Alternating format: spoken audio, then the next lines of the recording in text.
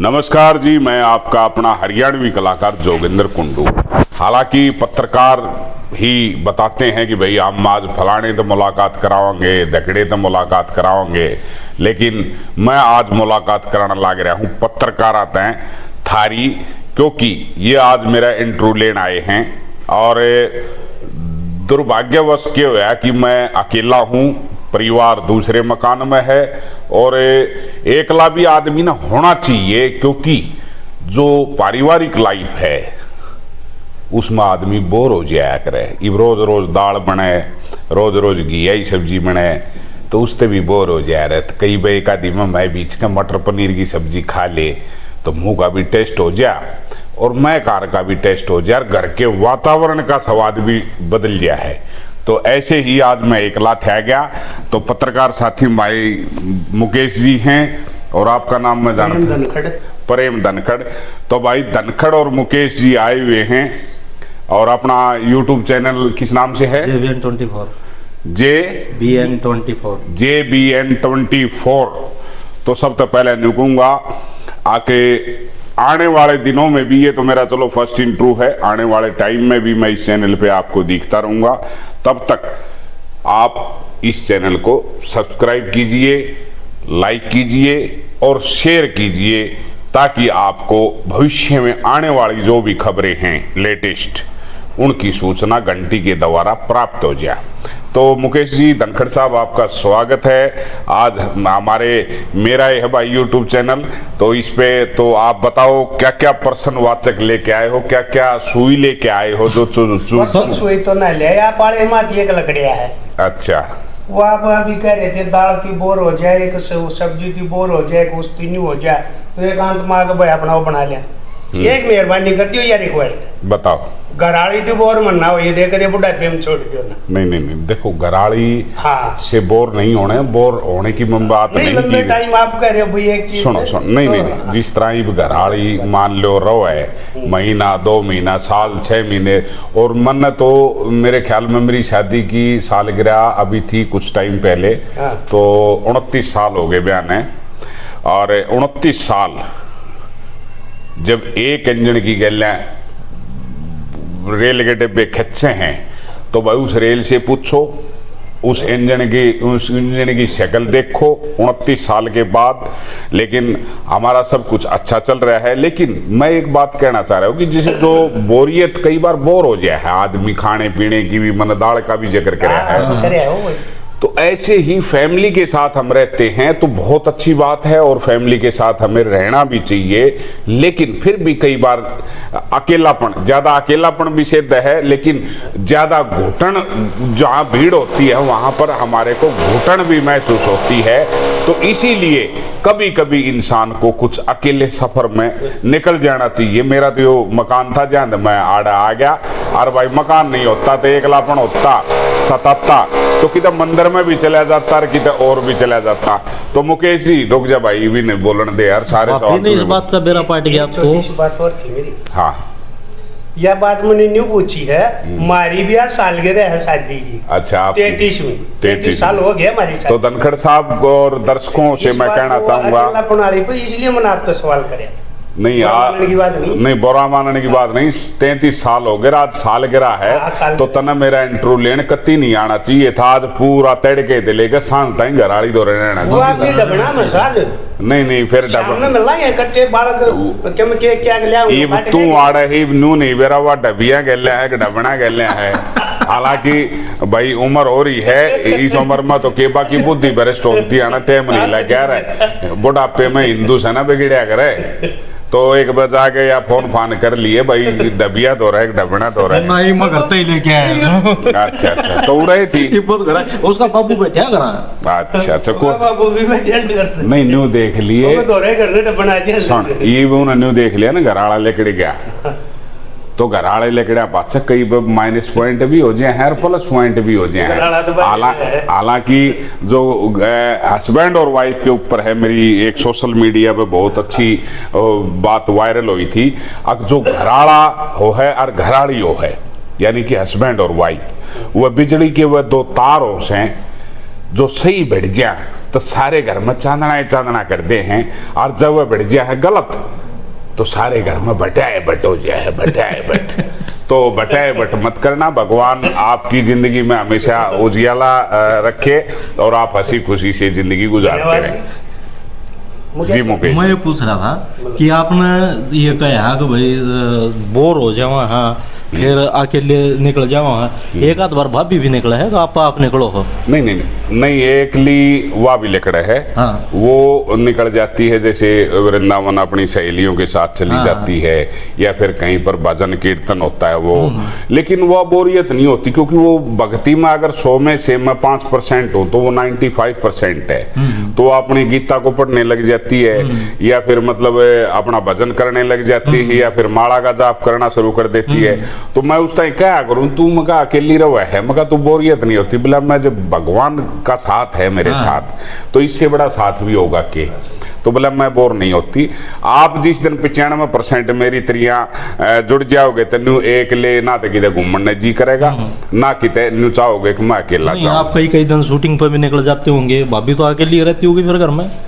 ना, मेरा मोस्टली मुकेश जी की है कि मतलब 250-300 किलोमीटर तक मेरी कोशिश रहती है कि जैसे शूट है, हाँ। और रात का नहीं है, दिन का है, तो मैं शाम में घर पे ही आता हूँ। अच्छा। मैं घर से बाहर नहीं रहा हूँ।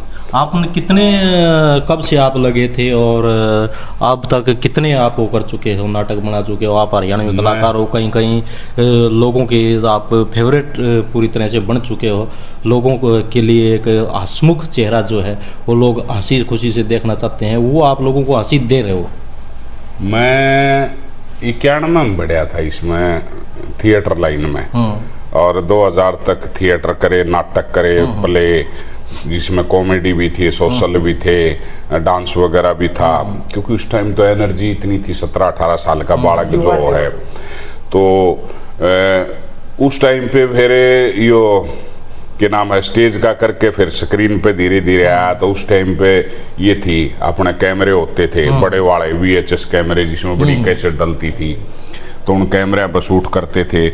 ऑडियो का दौर था, पहले ऑडियो तैयार होती थी, फिर उस पर लिपसिंग मैच होती थी। जैसे नरेंद्र बलारा जी थे उस टाइम पे, राजेश सिंह पुरिया थे, एक रामे रांडा था, तो हम उनको देखते थे कैसे एक्ट करते हैं, कैसे नहीं।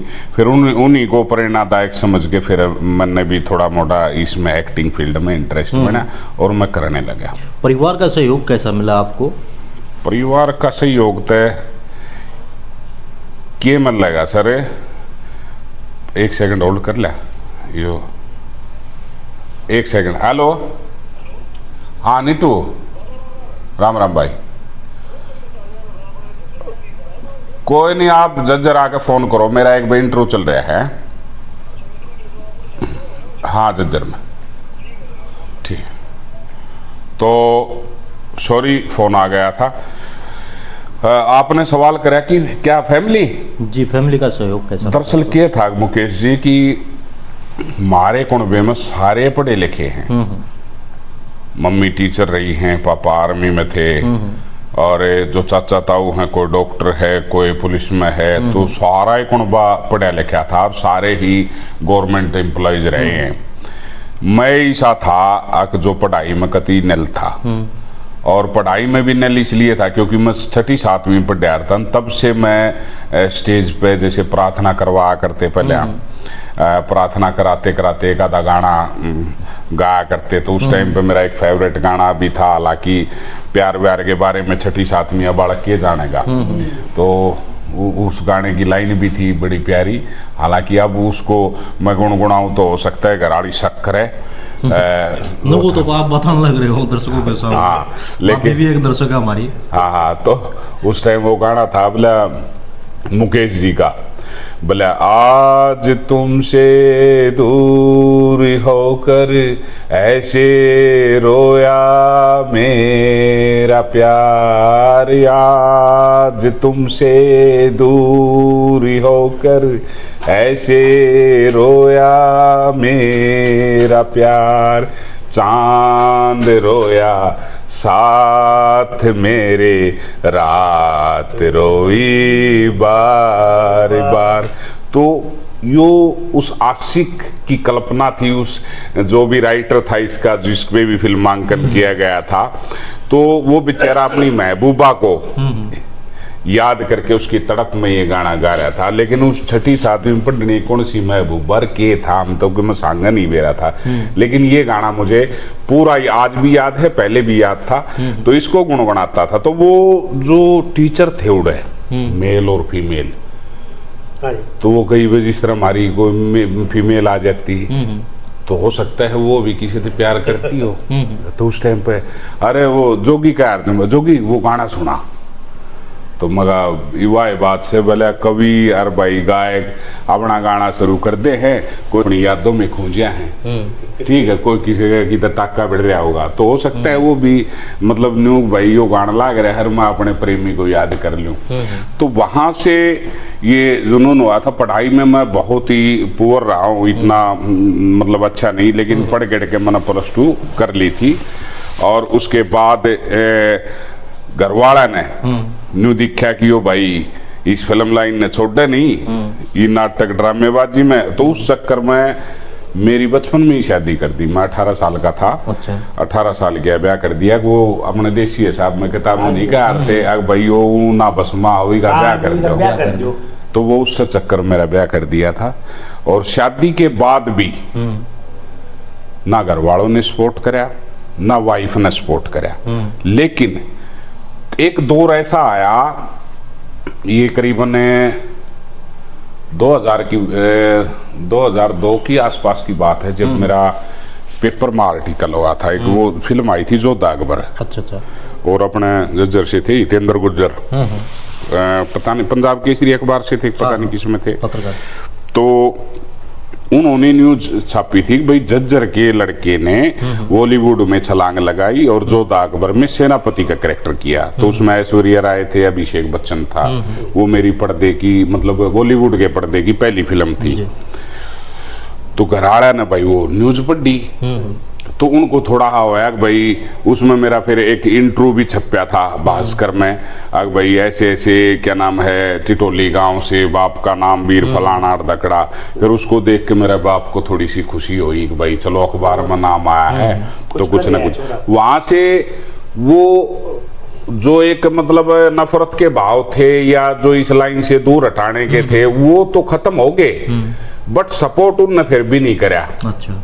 मतलब वो न्यूट्रल से हो गए, ना वो खिंचातानी करे थे और ना ये नुकाओ थे कि भाई तू काम धंधा। उन्हें देख लिया कि भाई तो 25-26 साल का हो लिया, तो मतलब अच्छे और बुरे की इसको पहचान है, तो अपने आप कर लेगा। हाँ उन्हें न्यू था ये बालक से ये हमने पालने हैं, तो बालक कहाँ गिर घर की मन कोई टेंशन नहीं थी। मन में सिर्फ ये था कि भाई मैं इस लाइन में सक्सेस हूँ। लेकिन वो कामयाबी भी मुझे 20 साल स्ट्रगल करने के बाद जब मुझे फर्स्ट टाइम धर्मे का कुनबा मिला, तो वहां से मुझे कामयाबी मिलनी शुरू हुई। वहां से 4 लोग मुझे जानने लगे थे और एक पहचान मिली थी। अच्छी पहचान। शादी के समय क्या आपने जेवर भी बेच दिए थे, ऐसा सुना है कुछ?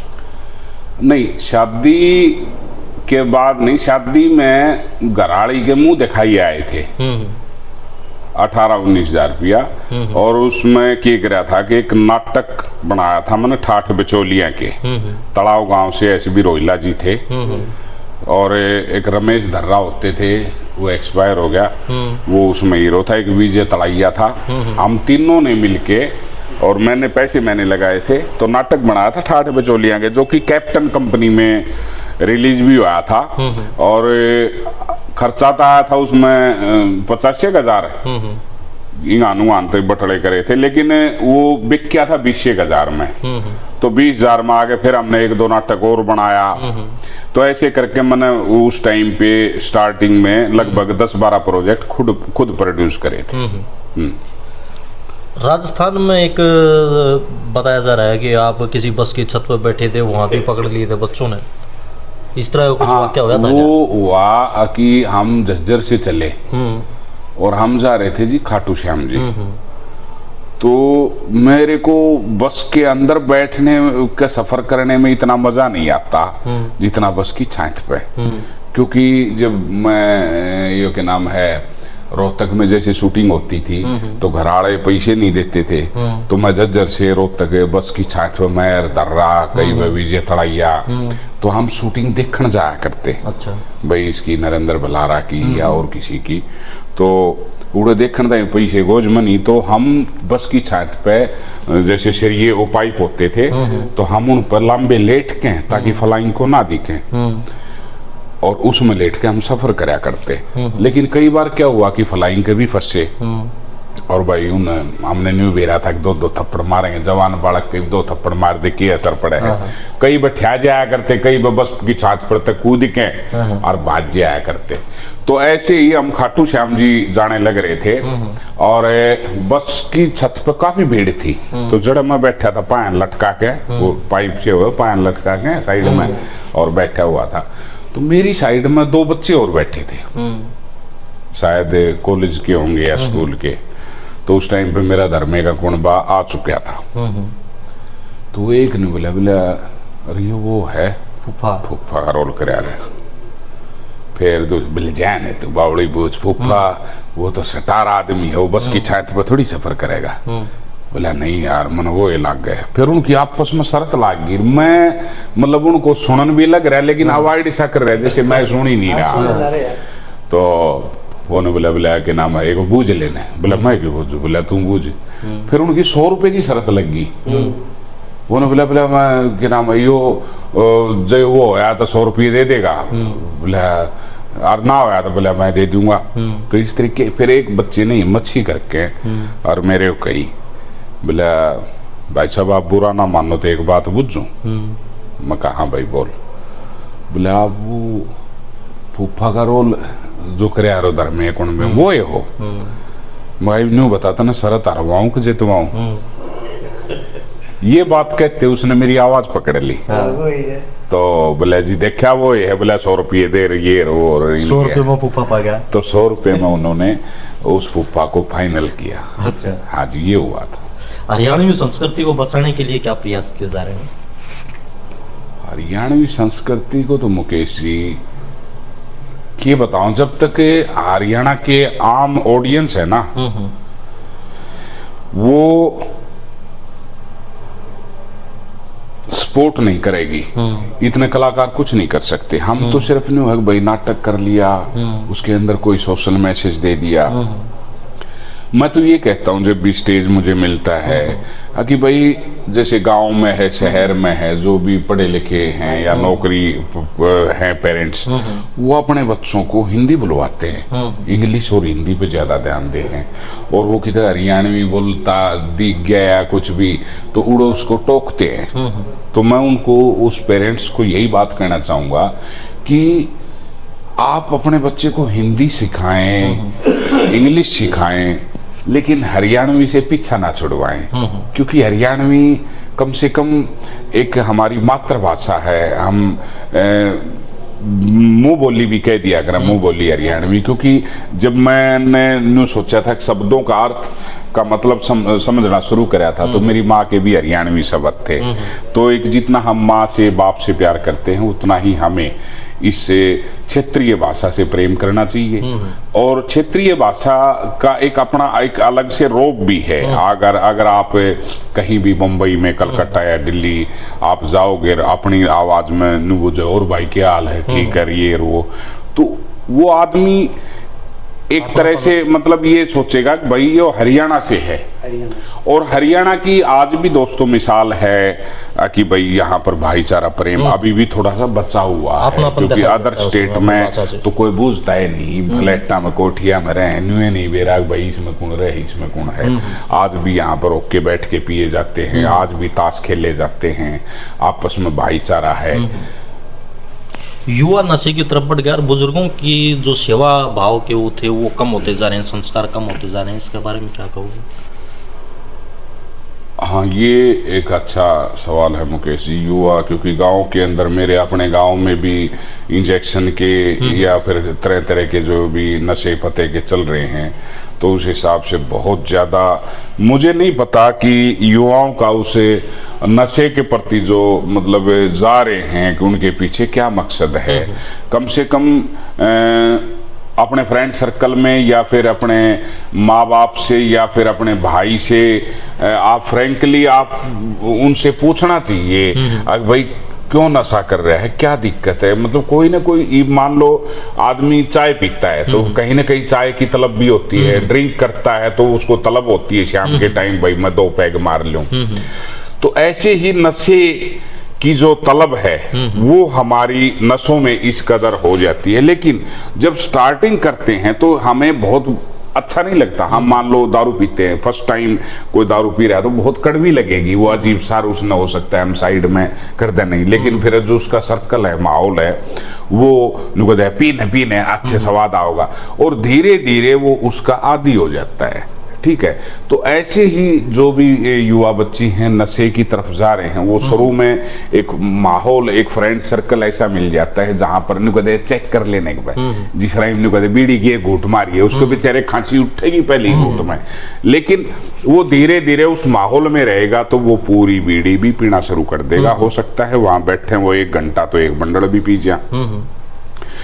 तो मैं यही कहूंगा उन बच्चों से कि जो ऐसी संगत में रह रहे हैं या जो फर्स्ट टाइम एंट्री कर रहे हैं या उस माहौल में बैठते हैं, उस माहौल को छोड़ दें, क्योंकि उनका जो एंड है वो क्या होगा वो आप भी देख सकते हो। जो पहले पीते थे, आपके गांव में ऐसे भी होंगे भाई जो नशे पहले कराया करते, तो आज वो कहाँ है, शायद इस दुनिया में नहीं है।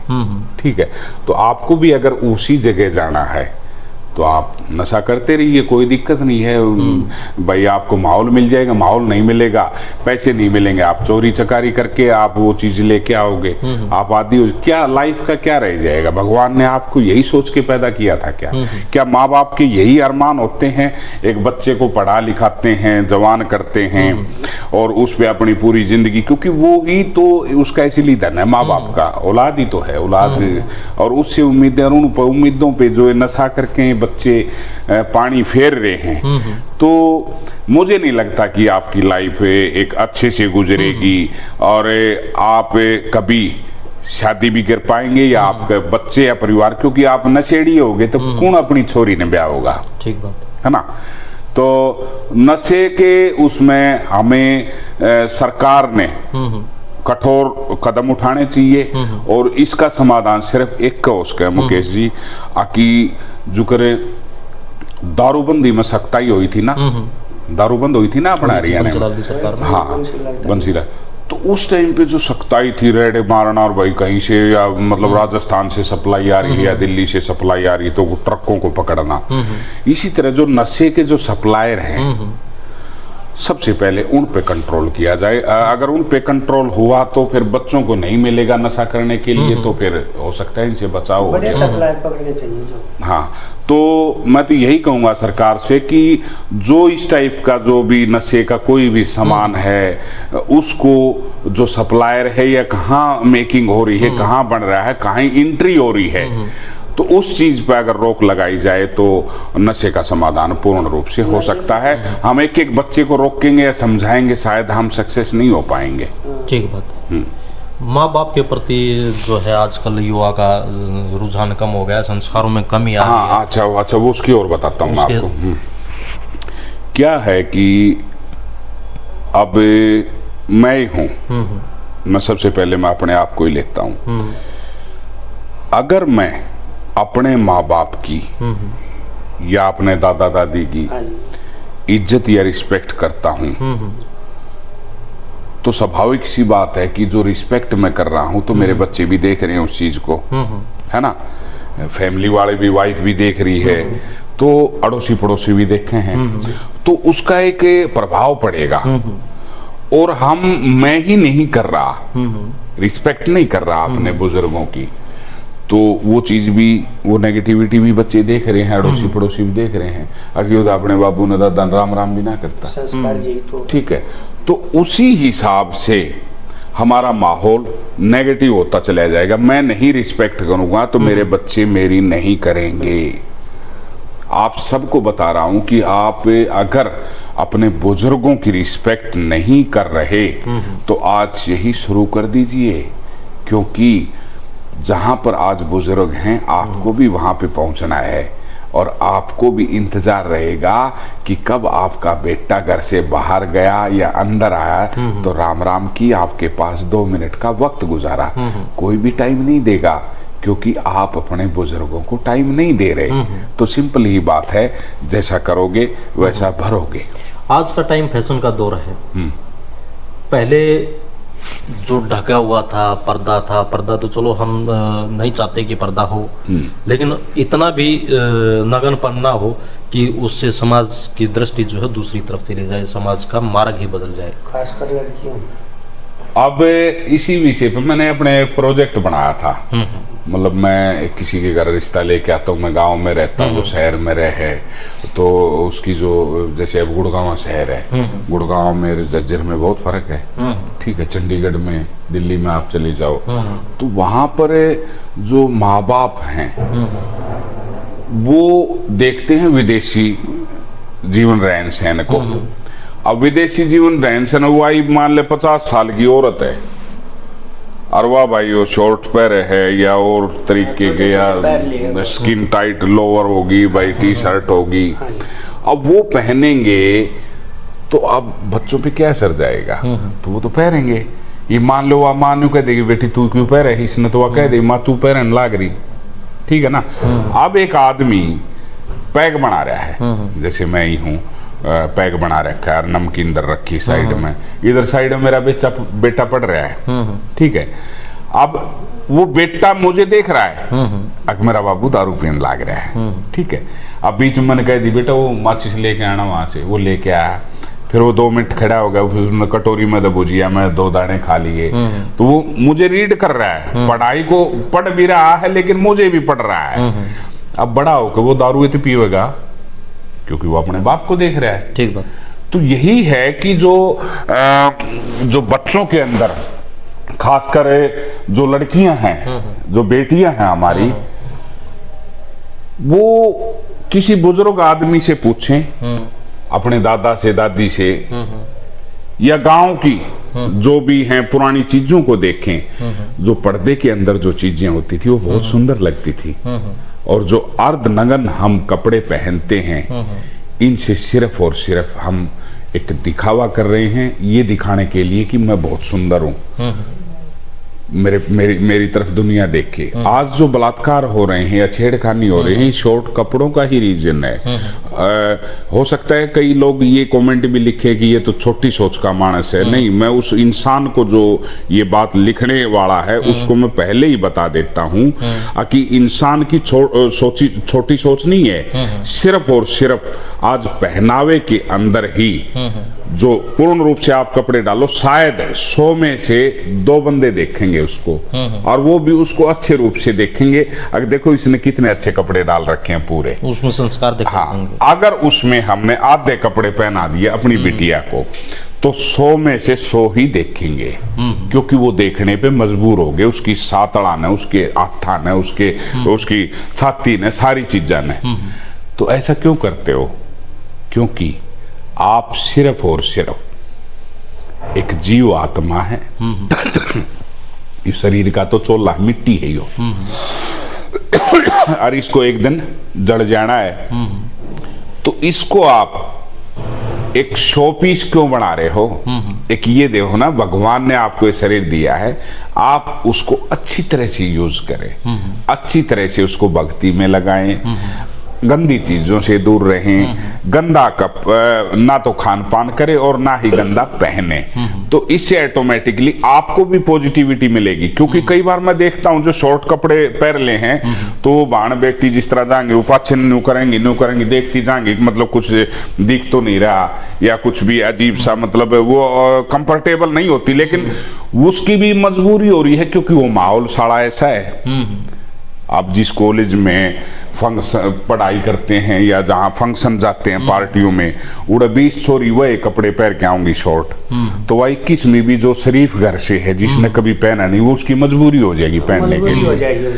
तो वो आप उसको मत देखो, आप देखो कि आपके माँ बाप कैसे हैं, आप किस परिवार में हो सकता है आप सिंपल पूरे सूट सलवार में जाओ, डेफिनेटली आपको वो सभी आपको देखेंगी, क्योंकि आप डिफरेंट कुछ भी डालोगे तो डालेंगे सारी शॉर्ट डाल रही, कोई किसी ना देखे। पूरे कपड़े पहन के जाओ, आपकी तरफ देखें, चाहे वो भलाई नु के देख देख किसी अनपढ़ गवार आएगी, लेकिन उस अनपढ़ गवार में भी उनको ये पता होना चाहिए, उसमें तो दो चारी से पाऊंगे कि ये बेटी हीरा है जो अपने पूरे कपड़े पहन के आई है। तो इसमें तो नहीं है भाई, ये आजकल के बालक से ना ये मारते भी सियाने हो रहे हैं। तो मैं तो सिर्फ यही कहूँगा बहन बेटियों को और उन पेरेंट्सों को, जितना ढका हुआ शरीर है उतना ही अच्छा रहता है। आज के लिए इतना ही काफ़ी कुंडू साहब, फिर जल्दी आपकी अगली कड़ी में फिर मुलाकात होगी और दर्शकों को और अच्छे सवालों के साथ, अच्छी जानकारी के साथ हम तो दो बात और कह दो दर्शकों,